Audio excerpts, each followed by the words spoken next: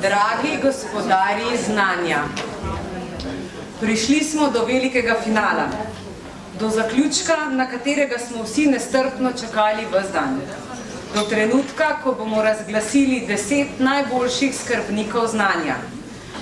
Že od leta 2002 merimo izobraževalni utrip po podjetjih in organizacijah in s pomočjo zbranih podatkov predstavljamo, kako poteka razvoj na tem področju, kakšno skrb namenjajo podjetja in organizacije strateškemu vlaganju izobraževanja in usposabljanja, ter kako spretna so pri razvijanju kulture znanja.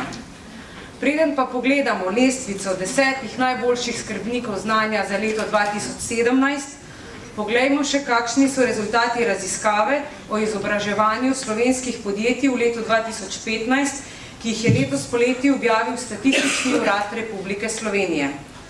Raziskava je bila narejena na reprezentativnem vzorcu slovenskih podjetij. Odgovarja na vprašanja, kot so, kolikšen delež podjetij izobražuje svoje zaposlene, kaj omejuje slovenska podjetja pri vlaganju v izobraževanje, kolikšen delež zaposlenih se izobražuje. Odgovore na ta in druga vprašanja nam bo podala Martina Kontelj iz Statističnega urada Republike Slovenije. Hvala lepa. Kot je Polona že omenila, bom jaz predstavila rezultate raziskovanja, anketo smo delali v lanskem letu. Moja predstavitev je sestavljena iz 7 sklopov.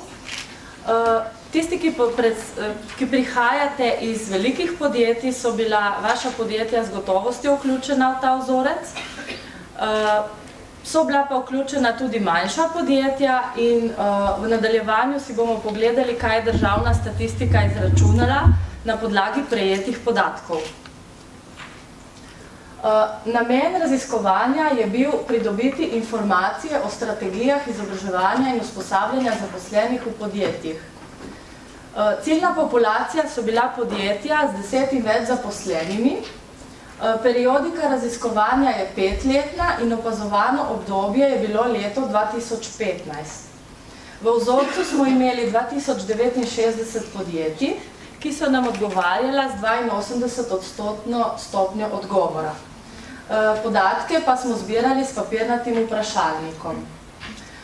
Tukaj je potrebno povedati to, da je raziskovanje izvedeno na podlagi Evropske uredbe, kar pomeni, da je metodologija zbiranja podatkov enotna v vseh državah članicah in da bodo podatki, ko bodo objavljeni strani Eurostata, tudi primerljivi po državah.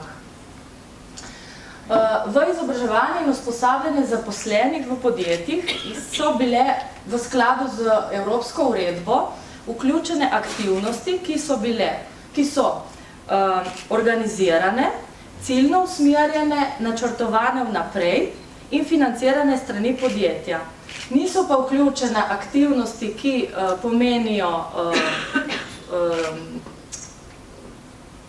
pomenijo formalno izobraževanje za doseganje višje ravni izobrazbe, vajništvo ni bilo vključeno in naključno učenje tudi ni bilo vključeno.